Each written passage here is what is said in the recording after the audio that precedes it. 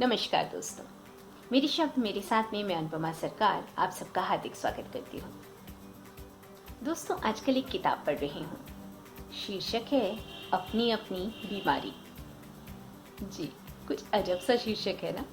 वो इसलिए क्योंकि इसमें जो कहानियाँ लिखी गई हैं उनकी विधा भी आमतौर पर लिखी हुई कहानियों से बिल्कुल अलग है।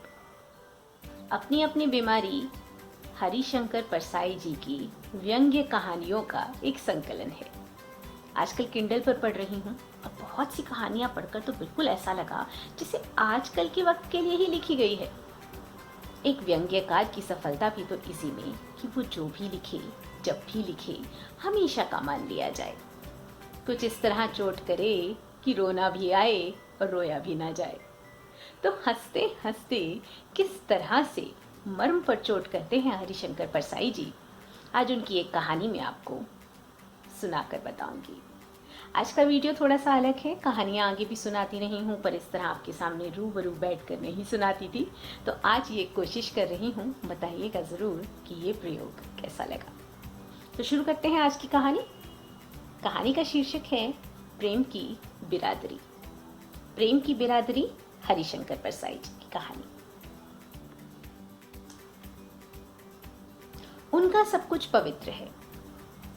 जाति में बाजे बजाकर शादी हुई थी। पत्नी ने 7 जन्मों में किसी दूसरे पुरुष को नहीं देखा।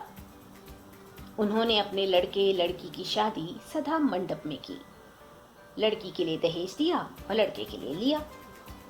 एक लड़का खुद पसंद किया और उसे लड़की का पति बना दिया। एक लड़की खुद पसंद की और उसे लड़की की पत्नी बना दिया। सब कुछ उनका पवित्र है। प्रॉपर्टी है, फुर्सत में रहते हैं, दूसरों की कलंत चर्चा में समय काटते हैं। जो समय फिर भी बच जाता है उसमें मूछ के सफेद बाल उखाड़ते हैं और बर्तन बेचने वाली की राह देखते हैं। पवित्रता का मुंह दूसरों की अपवित्रता के गंदे पानी से धुलने पर ही उजला होता है। वे हमेशा दूसरों की अपवित्रता का पानी लोटे में ही लिए रहते हैं। मिलते ही अपवित्रता का मुंह धोकर उसे उजला कर देते हैं। वे पिछले दिनों 2 लड़कियों के भागने, 3 स्त्रियों के गर्भपात, 4 की गैर बिरादरी में शादी और 2 पतिव्रताओं के प्रणय प्रसंग बता चुके हैं। अभी उस दिन दांत खोदते आए। भोजन के बाद कलंत चर्चा का चूर्ण फांकना जरूरी होता है। हाजमा अच्छा होता है। उन्होंने चूर्ण फांकना शुरू कर दिया। आपने सुना, अमुक साहब की लड़की अमुक लड़के के साथ भाग गई और दोनों ने इलाहाबाद में शादी कर ली। कैसा बुरा जमाना आ गया। मैं जानता हूं कि वे बुरा जमाना आने से दुखी नहीं, सुखी हैं। जितना बुरा जमाना आएगा वे उतने ही सुखी होंगे। तब वे ये महसूस कहकर गर्व अनुभव करेंगे कि इतने बुरे जमाने में भी हम अच्छे के अच्छे हैं। कुछ लोग बड़े चतुर होते हैं। वे सामूहिक पतन में से निजी गौरव का मुद्दा निकाल लेते हैं और अपने पतन को समूहों का पतन कहकर बरी हो जाते हैं। मैंने अपनी दुष्ट आदत के मुताबिक कहा, इसमें परेशान होने की क्या बात है। अपने देश में अच्छी शादियां लड़की भगाकर ही हुई हैं।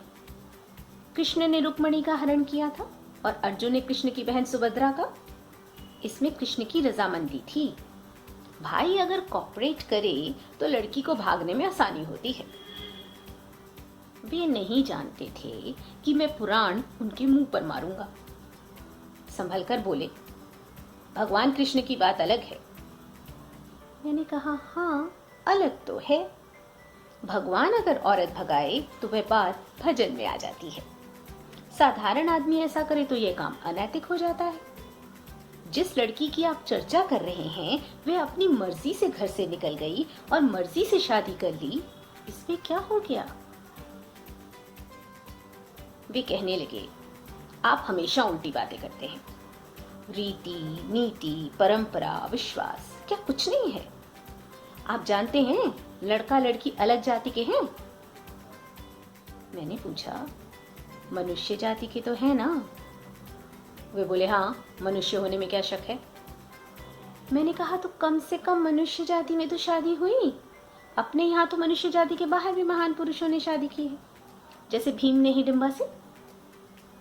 ये घटनाएं बढ़ती जा रही हैं। क्या कारण है कि लड़के लड़की को घर से भागकर शादी करनी पड़ती है? 24-25 साल के लड़के लड़की को भारत की सरकार बनाने का अधिकार तो मिल चुका है, पर अपने जीवन साथी बनाने का अधिकार नहीं। घटनाएं मैं रोज सुनता हूँ। 2 तरह की चिट्ठियां पेटेंट हो गई हैं।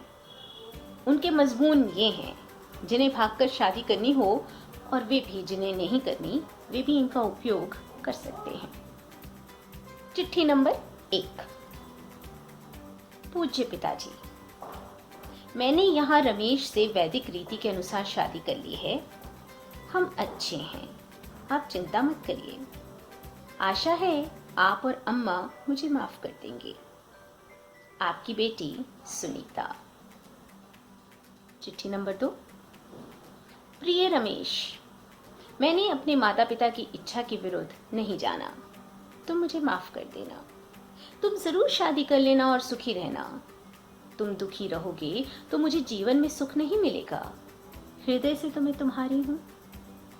4-5 साल बाद जब आओगे तो पप्पू से कहूंगी, बेटा मामा जी को नमस्ते कहो। तुम्हारी विनीता। इसके बाद एक मजेदार क्रम चालू होता है। माँ बाप कहते हैं यह हमारे लिए मर चुकी है, अब हम उसका मुंह नहीं देखेंगे। फिर कुछ महीने बाद में उनके यहाँ जाता हूँ तो वही लड़की चाय लेकर आती है। मैं उनसे पूछता हूँ, यह तो आपके लिए मर चुकी थी। वे जवाब देते हैं, आखिर लड़की ही है। और मैं सोचता रह जाता हूँ, जो आखिर में लड़की है वे शुरू में लड़की क्यों नहीं थी? माता पिता की भावनाओं को मैं जानता हूँ। विश्वास और परंपरा के टूटने में बड़ा दर्द होता है। जब शेरपा तेन सिंह गौरी शंकर की चोटी पर होकर आया था, तब उससे किसी ने पूछा कि क्या वहां शंकर भगवान है? तो उसने कहा था कि नहीं है। एक सज्जन बड़े दर्द से मुझसे बोले, तेन सिंह को ऐसा नहीं कहना चाहिए था। मैंने कहा, वहां शंकर भगवान उसे नहीं देखे? तो उसने कह दिया कि नहीं है। वे बोले, फिर भी उसे ऐसा कहना नहीं चाहिए था। मैंने कहा, जब है ही नहीं तो? वे बोले, फिर भी उसे नहीं कहना था। मैंने उनसे पूछा, क्या आप मानते हैं कि वहां शंकर जी हैं? उन्होंने कहा, यह हम भी जानते हैं कि वहां शंकर जी नहीं हैं, पर एक विश्वास हृदय में लिए हैं कि शंकर जी हैं। वे ऑर्डर दानी हैं। कभी कोई संकट हम पर आएगा तो वे आकर हमें उबार लेंगे। झूठे विश्वास का भी बड़ा बल होता है। उसके टूटने का भी सुख नहीं, दुख होता है। एक सज्जन की लड़की दूसरी जाति के लड़के से शादी करना चाहती थी। यहाँ माँ बाप का जाति प्रथा की शाश्वतता में विश्वास आड़े आ गया। लड़का अच्छी ऊंची नौकरी पर था, परंतु लड़की के माता पिता ने उसकी शादी अपनी ही जाति के एक लड़के से कर दी, जो कम तो कमाता ही था, अपनी पत्नी को पीटता भी था। एक दिन मैंने उन सज्जन से कहा कि सुना है आपकी बेटी बड़ी तकलीफ में है, वह उसे पीटता है? उन्होंने कोई जवाब नहीं दिया। जवाब देते भी तो क्या, सिवाय इसके कि इतना तो संतोष है कि जाति वाले से पिट रही है। आखिर ये हमारे लोग किस परंपरा को, किस आदर्श को मान रहे हैं? राम मर्यादा पुरुषोत्तम हैं, सीता महासती हैं। इनसे श्रेष्ठ स्त्री पुरुष की कल्पना और ऐसे अच्छे विवाह की कल्पना इस समाज में नहीं है। मर्यादा पुरुषोत्तम का निर्माण करने वाले तुलसीदास कहते हैं कि पुष्प वाटिका में कंकण किंकणी नुपुर की ध्वनि सुनकर लक्ष्मण के सामने राम कन्फेस करते हैं कि ऐसा लगता है जैसे मदन ने दुदुम्बी दे दी है, यानी राम के मन का धनुष वहीं टूट गया। विवाह पूर्व प्रेम भी हो गया और फिर विवाह भी हो गया। आज जिन मूल्यों को उस मामले में माना जा रहा है, उनको देखकर मुझे लगता है कि तुलसीदास ने जो लिखा है वैसा ना हुआ होगा, हुआ ऐसा होगा। राम ने लक्ष्मण से पूछा होगा कि यह कंकण किंकड़ी नुपुर की ध्वनि किसकी है? लक्ष्मण ने कहा होगा कि जनक की लड़की सीता की है। तब राम ने पूछा होगा कि क्या जनक अपनी ही बिरादरी के हैं? लक्ष्मण ने कहा होगा, हाँ हाँ, राजा जे के सिंह अपनी ही बिरादरी के हैं। राम ने कहा होगा तभी तो मेरा मन डोल उठा, दूसरी बिरादरी के होते तो मेरे मन पर कोई असर नहीं होता। इन लड़के लड़कियों से क्या कहा जाए? यही ना कि प्रेम की जाति होती है। एक हिंदू प्रेम है, एक मुसलमान प्रेम, एक ब्राह्मण प्रेम, एक ठाकुर प्रेम, एक अग्रवाल प्रेम। एक कोई जावेद आलम किसी जयंती गुहा से शादी कर लेता है तो सारे देश में लोग हल्ला कर देते हैं और दंगा भी करवा सकते हैं। इन सबको देखते हुए आगे चलकर तरुण तरुणी के प्रेम का दृश्य कुछ ऐसा होगा। तरुण तरुणी मिलते हैं और यह वार्तालाप होता है।